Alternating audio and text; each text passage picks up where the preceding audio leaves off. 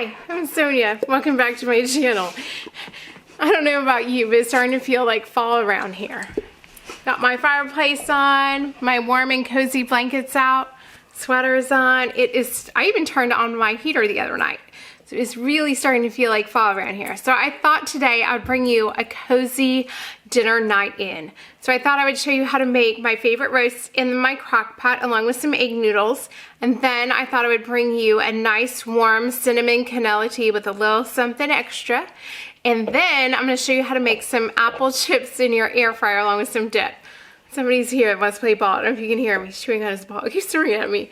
But come on into the kitchen, I guess, with my dogs, and we're gonna show you how to make this. Come on. Hey, one more thing I forgot to tell y'all. Make sure you stay till the end. I'm gonna give you a few little pointers on carving your pumpkins this week and a few things that we use around here to make it go a little easier, especially if you've got a lot of little ones carving your pumpkin. I have a few little tips and tricks. We already did ours and picked them and everything. Sorry, it's my dog. He likes to participate in all videos. Both of them do. Okay, let's get on to it. Okay, let's get started on that roast. I went ahead and put a liner into my crock pot so I don't have to clean up, and I got some russet potatoes and I just quartered them, and you want to make sure these go in your crock pot first. Just cut up as many as you think your family will eat. The important part is it goes in first. And then I went ahead and got a bottom round roast. You could use whatever roast you love. I think bottom round works great for this. Some people swear by searing it first. I don't think it makes a difference. You're throwing it in the crock pot. So then you're just gonna put it in afterwards and slice up about a half of a yellow onion. And then we are going to get some baby carrots, so we didn't even have to cut those up, and just throw them into our crock pot. And then I am going to add the Lipton Recipe Secrets. This is their onion one. I didn't have the outside box, but that's the, couldn't find it. That is the inside part, the Recipe Secrets onion. Then you wanna put in a little bit of salt and a little bit of pepper, or not a little, generously salt and pepper, because it's for the whole crock pot. For some reason I didn't show this part. You need to add about 2 to 3 cups of water on the bottom. I, on that day, put it on high for 4 hours, but if you really want it to be tender, it is better to put it on low for 8 hours. It just makes it so much better. And there it is, all done after about 4.5, 5 hours. Okay, now we're gonna get to our noodles. You're gonna need some granulated garlic, some parsley, a little bit of salt, and some butter. Or you could buy the one from McCormick. It's like granulated garlic with parsley already added in. It's a much better thing. I just ran out and I didn't have any more in my pantry. And then we are gonna just take some egg noodles and cook them up. And in this dish, this is like a double carbohydrate. I realize you have the potatoes and you have the noodles. If you want to do just one, by all means, you could have just the potatoes and not add the egg noodles, but both of my kids like it with egg noodles, so that's how I normally serve it to them. I usually just have it with without it, just because I don't need all those carbs. But yeah, so here it is, pouring it out, and you want to do this next part while it's nice and hot. You like the camera? That was my daughter. She wanted to let you know that she's been doing some of the photography in this. So here you go. You're going to add some parsley flakes into your bowl. Your butter, it needs to be done hot or this is not going to melt. And you're adding in a little bit of granulated garlic and salt. You're just going to have to throw it in, mix it around, and give it a try and see if you like it, and just add it to your own liking. That's what I would say. We plated it up, and there it is. It tasted so good. This is so easy. It is such a great fall meal to make when you are busy. I just love making these kind of meals. Okay, let's get started on the drink. You're gonna need to heat up your water. I have an electric teapot, so I'm just turning it on. If you don't, you just put water in a pot and place it on your stove. Whatever you have will work. Just boil up some water. Then you're gonna need to go to your local store and find some cinnamon. I usually go to my Mexican store, but I didn't have time, so I just picked up that at my local grocery store. You're going to just put it into the bottom of whatever teapot you have. The glass one was not my best choice, but I couldn't find my other one that would keep it warmer for a longer period. I think I need to get a new one. And so once your water is boiling, you're just gonna pour it over your cinnamon, and you're just gonna let it steep. Okay, now we're gonna take it up a notch a little bit with our drinks. Oh, my lighting's on the side. Okay, I got some glasses. I actually ordered one on Amazon because I didn't know how it was gonna go. It is a glass, and you won't be able to tell until you put it in, but it actually is in the shape of a heart. I'm gonna let you know how this works because it's actually like double wall glass, so it should last. I don't know, we'll see.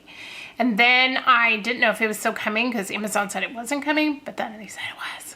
Anyway, it showed up at my doorstep. So I was out and I went to Home Goods and actually bought these, and I got 2 of them for, I think they were $5. They're a good deal. These are fun, like if you're making fun drinks in the winter and you want them to look pretty, use a glass.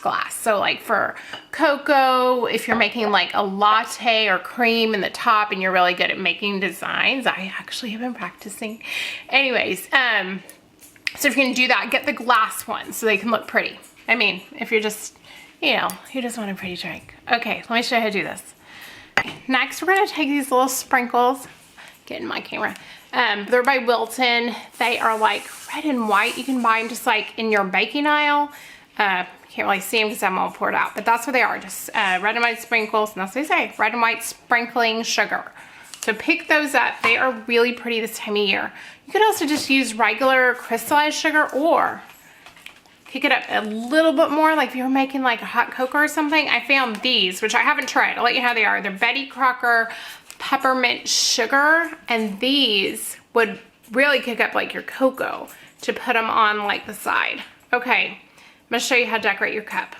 Okay, I had my daughter actually show you how to do this because I did it and it wasn't as good as hers. So we just got a bowl of water. I mean, if you want to do apple juice or your tea or whatever, we're just using water.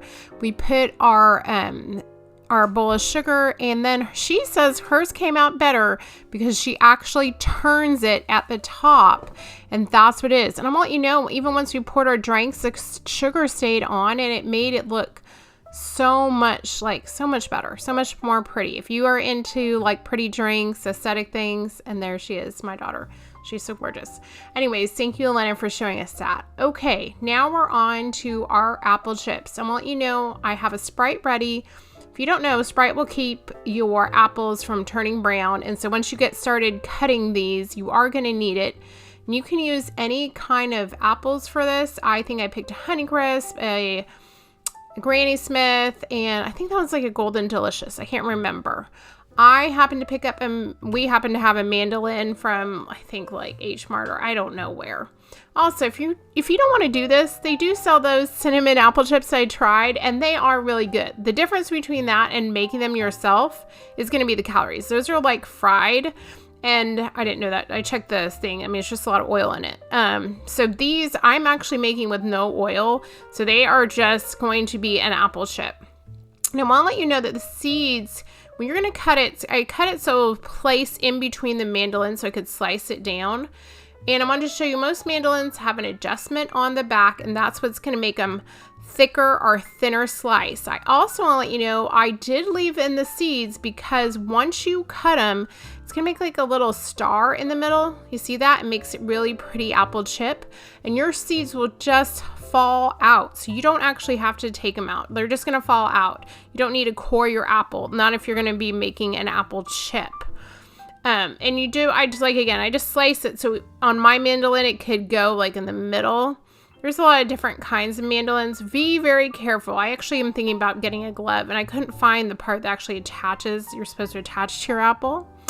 Okay, so we're getting our air fryer going. I put it on about 325, and then I think I rotate it to 350. I want to let you know, because these are so thin in your air fryer and it like blows hot air, it is going to be blowing around. I want to show you, that's the one that comes with it. By the way, I wanted to tell you they have different inserts on Amazon. They're like generic inserts for all air fryers, and that's what that other one is. Whatever you do, you're going to have to put one of them on top of your apple chips because they are so thin. When you turn it on, it blows that hot air around. They'll just start flying around, believe it or not. So that's why I'm putting them down first. I did try this little oil. I know some people suggest it, but I think they actually got crispier without the oil. And I made these several times to test for this video because I wanted this to be perfect. So I put my insert on top of it, placed my air fryer. I waited about 4 minutes on each side. At the same time, we're going to make our dip, which basically I just picked up some whipped cream cheese from Trader Joe's. Kraft makes them. A lot of places make them. I put in a drop of vanilla and 2 tablespoons of brown sugar. Now, I know some people also like to add in marshmallow fluff or Greek yogurt. Both of them make really good. The Greek yogurt is probably better if you're just doing like apple slices, more of a healthy snack. And if you want to go all in and make it super yummy, like the marshmallow fluff also is good, but it's also adding a lot of sugar. Or you don't even have to have the dipping. The apple chips by themselves tasted really good. I just add a little bit of cinnamon sugar. I'm going to show you how. And I got a pretty bowl to put in our cream cheese. So I can display it and take it out to my couch so I can sit there and eat it with my husband. But yeah, and so here, it's been about 4 minutes and I'm going to open it up. So about halfway through, I want to let you know, make sure you use tongs because this is going to be hot. You're going to need to flip your apple pieces over. Okay. And you might have to experiment with this depending on, the time of how thick or thin you got them, what kind of, fryer, what temperature, I think probably how it warms it, everything else. Just experiment. I did want to show you, I did have to pour out my Sprite and put those, I probably should have done it from the beginning because they were starting to turn brown when I was waiting for all of them to fry up in my apple fryer. It really does work. Give it a try. So there they are. It's been about 8 minutes. Now I wanted to show you this part. They're going to look brown, but they're not going to be totally crispy. You have to let them cool. And when they cool, they're going to crisp. That's just how it works. Okay, so I got them all out of my apple fryer, and here's what you got to do. Take a little bit of cinnamon and sugar. I use Saigon cinnamon. You guys know I prefer that. It tastes a little sweeter, and guess what? Costco is now carrying it, so you're lucky. I just want to tell you, even then, they weren't totally crispy, but they are starting to crisp up at that point. You can see them. They're starting to crisp. So once they start cooling off, they're going to crisp up. So you want to try to start putting your cinnamon sugar on a little bit ahead of time. And you just want to get them all in there. And like I said, if this is too much, they do make a good apple chip out there on the market. It's just a lot more calories. So try to make it in your air fryer yourself. It really is a fairly simple snack. I think it's great for the fall. I think it would be a great after school snack for your kids. They'll love it. Have them try. Just get yourself a glove maybe for mandolin. Or I think some food processors can cut it pretty thin. And I should have put those apples in Sprite. But if not, you could also do, you want to just make the dip, you could cut up an apple and dip those into the dip. Those are the different kinds. That one's from a Red Delicious. And then you can see the ones from the Honey Crisp and the Golden Delicious apple. The different apples did crisp up differently. So I don't know, maybe try to experiment if you want to give it a try. I know you're wondering, are these crispy? Listen. Crispy. These are so good. You guys try them. Okay, I thought I'd throw in a little bit of our pumpkin farm. If you guys have not gone to go pick your own pumpkins, it is something you need to do in your lifetime. It is the most, breathtaking thing you can go see is just like the pumpkin patches full of pumpkins. We went to Bailey's Vegetable Farm in Snohomish, Washington to go pick ours, and it was a ton of fun.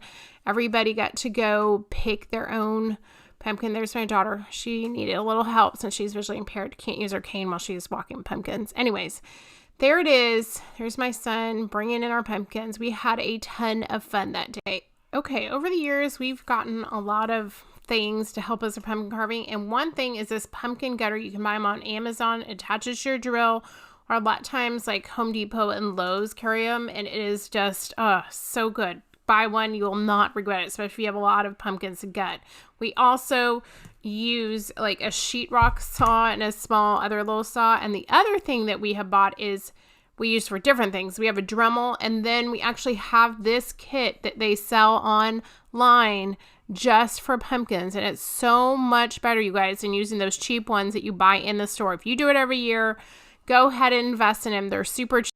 Okay, here's our other tip, is to, instead of cutting off the top of the pumpkin, to actually make your hole in the bottom of the pumpkin and also put on like that little knot that my husband did so that you know how to put it in exactly like with the little knot. If not, sometimes it's kind of hard to line up, especially you're outside and you have lit your candle up and you're like, how do I do this? And that's why it's better to do it from the bottom, because if you're putting in a candle or something else, it's easier to put it on it and then put your pumpkin instead of reaching down on top of the candle. It is just it makes a huge difference. Who would have thought? I didn't. My husband's the one that told me that. I did not know that. For all my years growing up, we always cut off the top. And there he is using his little saw to get into the pumpkin and, haul it out to start with. And then we are going to go ahead and get out our drill and attach it, and we'll show you how the pumpkin gutter actually works. There's my daughter. She'd already gutted hers, and she actually went through all the guts and pulled out other pumpkin seeds because she loves it so much. And here it is going to town on our pumpkin. I think this is really cool. I hate getting the pumpkin on my hands and my arms. It makes it so itchy. And there it is. He already pulled out some of them, and I just wanted to show you how it works. So if you have a lot of little kids and you have a lot of pumpkins to do, this can be a huge, huge time saver. Get one. They're like $11. It really is a big time saver, and you can keep it year after year. And there it is. That's what it looks like after you use the pumpkin gutter. Who would have thought? I don't know. Whoever invented that is a genius. The other thing I want to tell you is, if you use a Dremel or anything else, get online. Let Pinterest be your friend. I actually printed out mine. No surprise that I picked Tinkerbell. Printed it out on a piece of paper, used a wet rag to get it attached, went over it on my marker. Actually, it was my daughter's idea who taught that to me. And then I used my Dremel right on top of it. You can look for Dremel things on Pinterest. There's someone's done. I forgot to film mine. I'm sorry. Forgot to show it on the porch. And here is just a quick reminder, if you want to go ahead and toast up all those pumpkin seeds, if you're like my daughter, looks forward to it every year, just put a little bit of oil and salt, or you could, do all kinds of different, make it salty or make it spicy, whatever you want to do. The thing about pumpkin seeds is it needs to be on a low temperature, about 325, and it takes a while. It takes about 30 minutes. And when you get them, see them turning brown and all toasted, they are ready to go and eat. Well, thanks for watching today, and make sure you subscribe and hit that little notification bell so you don't miss any of our videos. I have so many fun videos coming. Shirts from Amazon haul, Thanksgiving stuff. Of course, I have another set of dinners under $5. I know everybody loved them. Some fall soups, a hair video. I have all kinds of fun stuff coming. These are some geese, by the way, heading south. I thought it'd be fun to show you that, because I know my camera went in and out, but they were flying above me at the farm. I'm like, whoa, this is so cool. Anyways, I hope that you guys are doing great and that you have a fun Halloween no matter what you're doing, and I will see you next week.